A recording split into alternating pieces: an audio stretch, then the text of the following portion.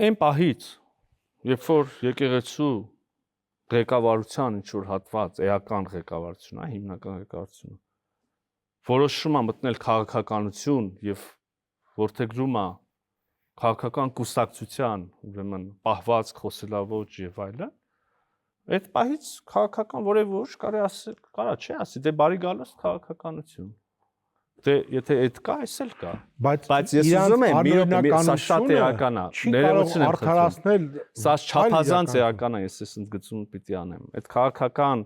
ուրեմն քննադատությունները փոխադարձ քաղաքական բանավեճ իր հերթին, ես ուզում եմ որ հանգարց չմտածենք, թե այս կտորը նսեմացնում է նախորդ ասածս, այսինքն քաղաքականը քաղաքական, լավ, բանավիճենք եւ այլն, բայց օրենքի առաջ բոլորը հավասար են, օրենք թող ոչ մեկ չխախտի։ Այս մի կողմ, ուզում ես քաղաքական եղի, ուզում ես հոգեվորական եղի, ուզում ես մշակութային եղի, ուզում ես գրական գեղարվեստական եղի, Հայաստանի Հանրապետությունում կա օրենքի եւ իրավունքի գերակայություն, օրենքի առաջ բոլորը հավասար են։